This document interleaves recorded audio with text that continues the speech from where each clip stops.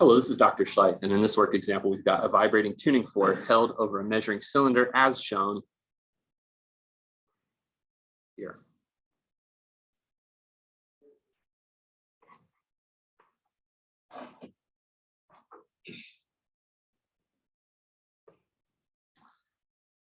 Water is then gradually poured into the measuring cylinder. A much louder sound is first heard when the water level is 2.9 centimeters above, and so that's about right there.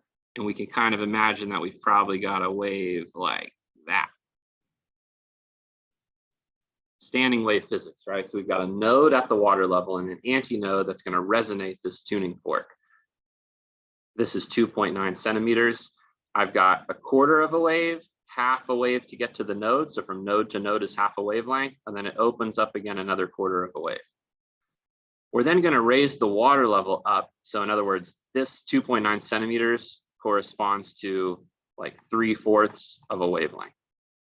We raise the water level up to here. So we hear another sound again when there's a node here and an antinode at the top. And so that's 1/4 of a wavelength. So when the water level is raised up to 67.3 centimeters, okay, that corresponds to 1/4 of a wave. Okay, so you have 3/4 of a wave, 2.9 centimeters. 67.3 centimeters is 1/4 of a wave. And maybe the best way to write that is kind of like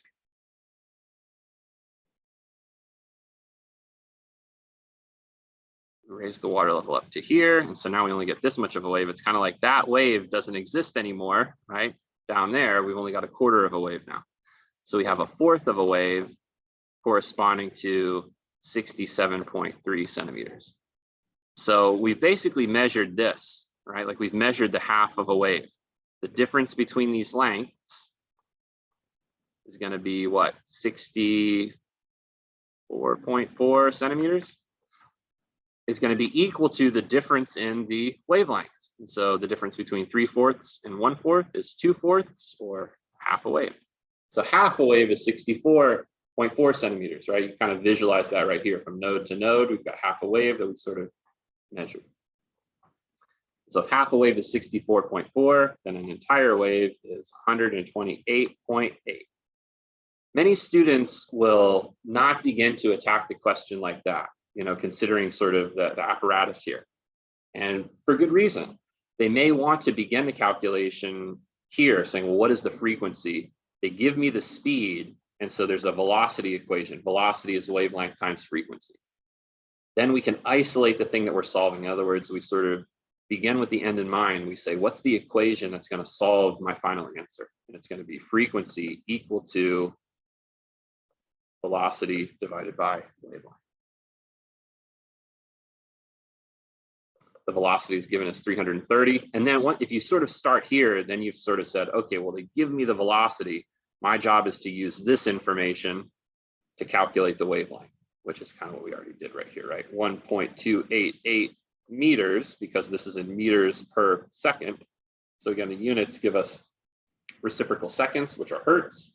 And if you divide 1.288 into 330, you realize it is choice B. Let's see, 256.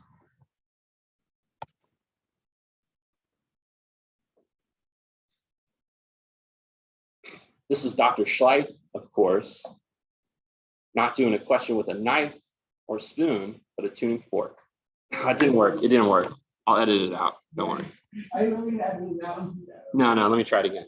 This is Dr. Schleith, of course, not a question with a knife, but a fork, a tuning fork.